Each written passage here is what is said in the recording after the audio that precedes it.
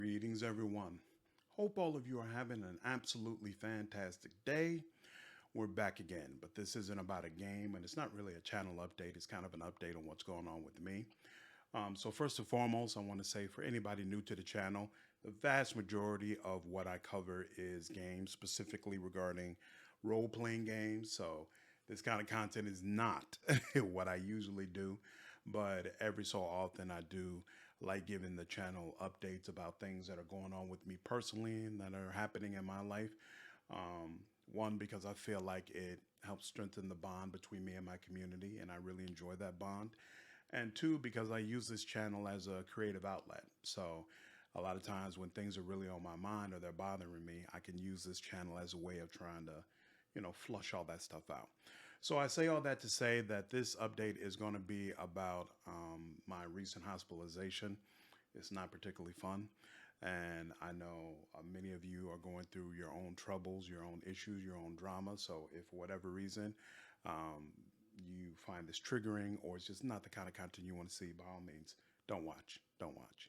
This is really more so about me, about being able to just get some of this stuff out.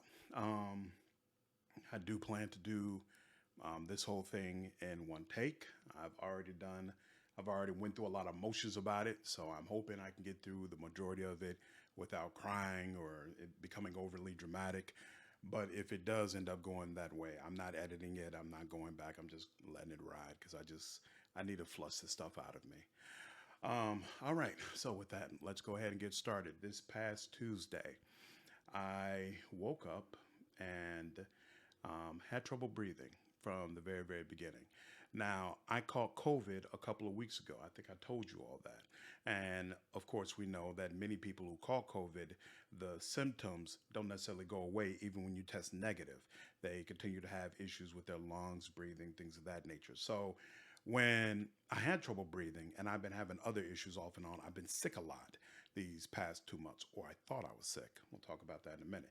So when it happened, when I was having the trouble breathing, I didn't panic and it didn't come off to me as something I had to deal with, immediately. I felt like, all right, this is probably some leftover stuff from me having COVID and I just got to ride the wave. Plus, I had just been to the doctor the week before.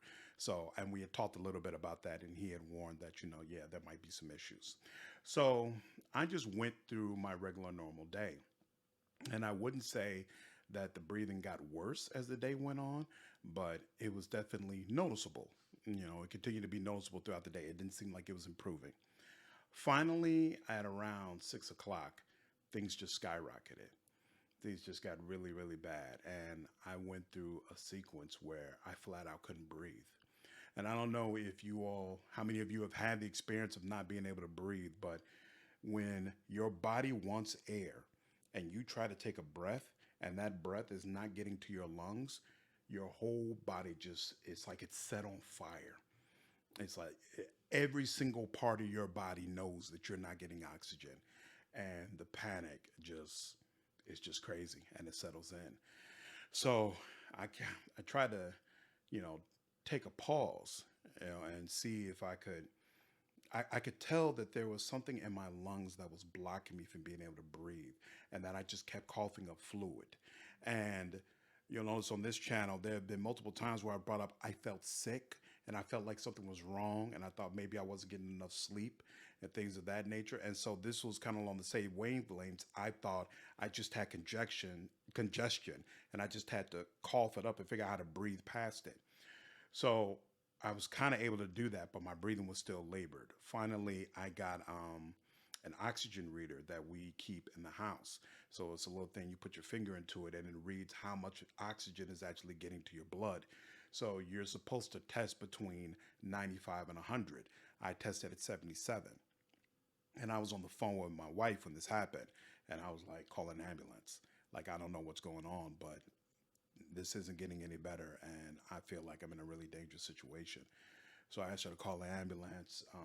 She hung up the phone to go do that. And as soon as she hung up that phone, I just felt like I was going to die. I just, like, air wasn't getting to my body. And, like, even though I didn't know the exact reason it was happening, I just felt like this is because of weight. Like, this is something that you could have prevented. And I've never been in a situation where I really thought I was going to die, and to just not be able to breathe and feel like you're about to die, it just brings up all sorts of terrible thoughts that make the situation worse. You know, you deserve this. You're going to leave your child fatherless. You know, you failed. Your mother just lost her youngest son in January, and now she's going to lose her oldest son because of something that her oldest son could have avoided. It's like all the thoughts and all the things that are rushing to you. It's just all things that don't help the situation. Two things happened that helped me quite a bit. And that one, my sister-in-law, who lives right around the corner, she came rushing. I don't know how Samantha contacted the ambulance and contacted her. Maybe she was texting her while she was on the phone with 911. But my sister-in-law came rushing, and I saw her running through my window while I was struggling with this, and it just kind of reminded me, hey, these are the people. We're gonna figure this out. Calm down. And man, I wouldn't if I hadn't experienced myself, I wouldn't believe it. But the ambulance got there about three to 5 minutes after I got the phone with my wife. Like they were there, like that. It was actually incredible. Shout out to Chicago Emergency Services, but the ambulance was there very, very quickly. Samantha had already informed them that I'm a heavy guy and that there was probably going to be, more people than usual to help get me down. So when they came upstairs, it was like 7 or 8 of them. They all came rushing upstairs and was like, okay, what's wrong? What's the problem? It was just absolutely amazing service. Amazing service. So they got me downstairs, got me on the stretcher, put me into the ambulance, and hooked me up to the oxygen. And as soon as I got on the oxygen, I felt better. Like my breathing was still messed up, but the way that oxygen was just pushing into my body, it was allowing it to get to my lungs, and it was definitely helping me. So, long story short, once I got to the emergency room at the hospital, they quickly deduced that my blood pressure was 223, which for those of you who don't track blood pressure often, that's like sky high. That's not even that's not even high. That's dangerous. That's not even dangerous. It's basically why aren't you dead type blood pressure. And they said what can happen when you have high blood pressure, and I didn't know this, or when you're having congestive heart failure in general, your heart will pump fluid into different parts of your body to try to as a reaction to the fact that it has to pump so hard and it's being overworked. And so my heart was filling my lungs up with fluid and I couldn't breathe past it.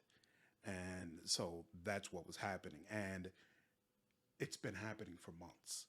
Like all this time, I thought I was sick. I thought I was getting bronchitis. I thought, these other things were happening because I kept having congestion. I kept having these issues. No, it was blood pressure. It was blood pressure related. Now, my doctor, of course, had talked to me about blood pressure. My blood pressure had never been that high during any of my doctor's visits. But even more importantly, none of the symptoms I was having were ever linked to blood pressure. They're always treated as something separate. So even though I have always known that I was big, and even though I knew that I had high blood pressure, in my mind, I wasn't really to the point that it was causing physical ailments. That's the first time I've been in an ambulance. This is the first time I've ever had to stay overnight in the hospital. Like this is the first time something really, really happened to me because of my weight. Of course, I've had situations where I couldn't walk as far as I wanted to, or I couldn't be as active as I wanted to. But, I don't have diabetes. I've never had a heart attack. These type of things hadn't happened to me before. And so I never treated the high blood pressure as big a deal as I obviously should have. So they diagnosed it and basically said that they were going to have to keep me to drain the fluid and get my heart rate, get my blood pressure stabilized. And that even when they brought it to that point, I also had to prove that I could breathe on my own in that situation. And so that's why I ended up having to spend multiple days in the hospital.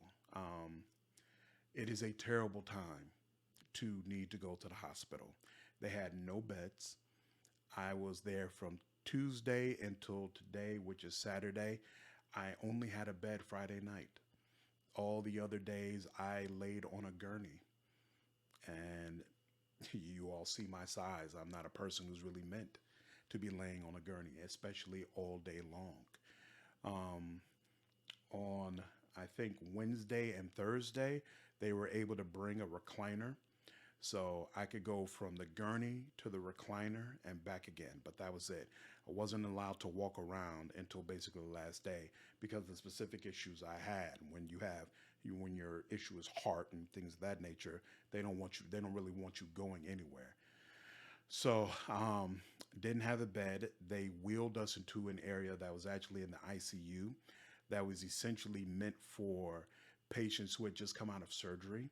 So you're expecting that these people are laying up in bed basically sleeping all day. It's not an area, again, where you can walk around in. You don't have your own room. You don't have really your own space. So it's not really an area meant for people who are wide awake, pretty much up and about. But because of the nature of the situation, with so many people going to the hospital, they had no choice but to put me there. So here it is. I just had this horrible near death experience, and now I spend the next few days basically forced to be in one of two significantly uncomfortable areas the entire time with little to no cell reception, no TV, you know, um, just you just can't do anything but sit up and think about what's just happened to you, you know, and it's just rough. It's just rough. I can't even explain it. It's just rough. My pastor came to see me a couple of times. Of course, my sister came to see me. Being seen by my mother was really hard. Was really hard. Because at the end of the day, it's like, why didn't you care enough about yourself to prevent something like this from happening? You know, you knew you knew about your weight issues. You knew that on some level, at least, it was affecting your health. So how has it gotten to this point? You know, and especially on top of losing Bahazin earlier in the year, you know, she really can't handle losing another son. So it was just an extremely difficult conversation. You know, my father, on the other hand, was very easy. My father came in with a big old smile on his face because, from his perspective, and I agree with this, he was like, "This is a signal you can't ignore." You know, like this is something where it's direct in front of your face. You must do something about your weight. You must do something about your health. Like there's just no other way to look at it. And from my father's perspective, people in my family have been worried about me and feeling like I wasn't taking this seriously for years. And so, you know, I could have died. I could have died, but I didn't. Instead, it's a warning. It's a warning and an opportunity to do better.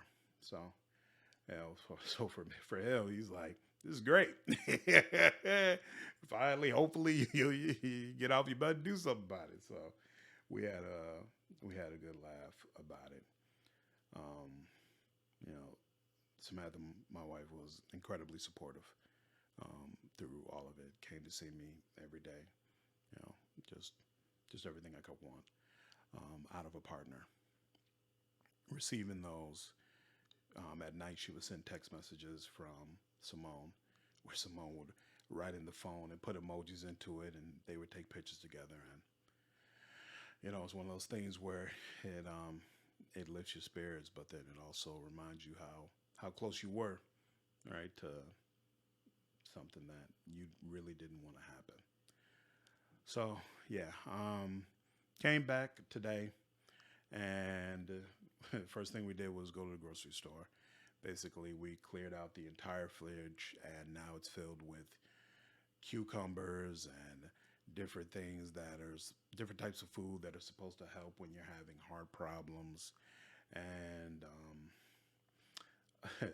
the fat-free, zero sugar yogurts and all that kind of stuff. I'm gonna have to start experimenting with all of that and figuring out what works for me and what doesn't. Blah blah blah blah blah. So, forgive me. You might see some content of that nature every so often, as since I apparently have to go on this health journey. I'll probably be taking y'all with me every so often. It's just still gonna be mainly a gaming channel, but I do wanna make it clear, like it hurts me that I went through this.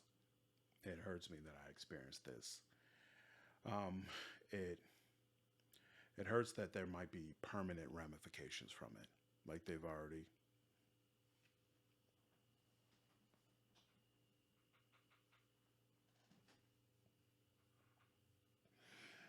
they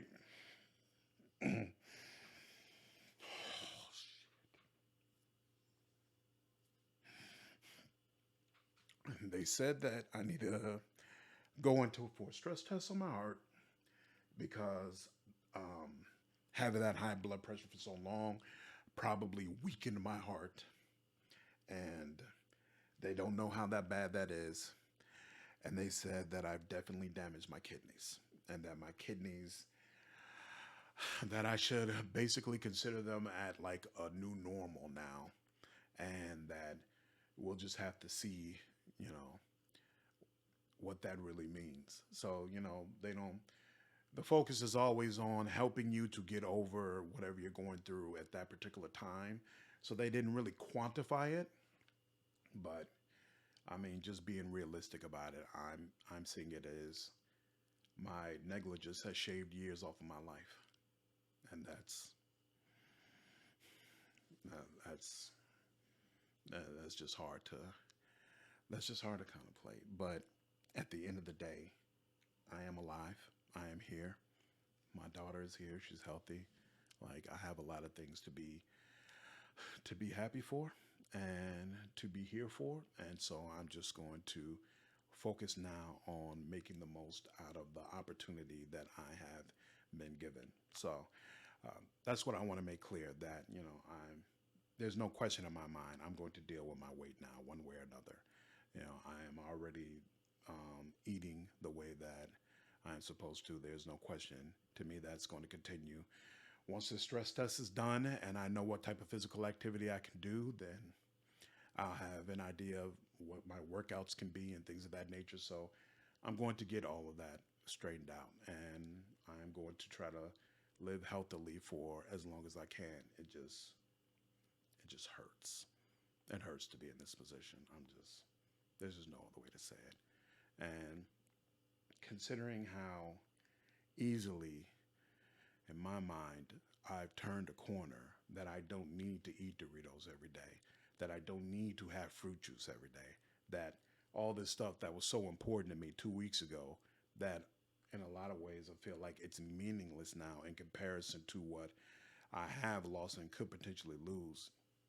It's just frustrating that I didn't just come to the conclusion sooner to just do right by myself and my body. So that's all.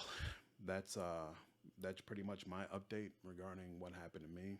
I know this is probably, yeah, well, 20 minutes. This is longer than most updates, but I just need to get all that out. I just want it all out so I can move forward and do the things that I need to do. So, as always, I really appreciate you all. Appreciate the channel. Appreciate the opportunity to bring content with you and share this relationship with you all. And you know me, I'll be back at it. Like, this is my outlet. So even during my very, very worst times, doing content is what I love to do. So hope you all are all right. Hope all of you have a happy Memorial weekend. And I will see you in the next video. Take care.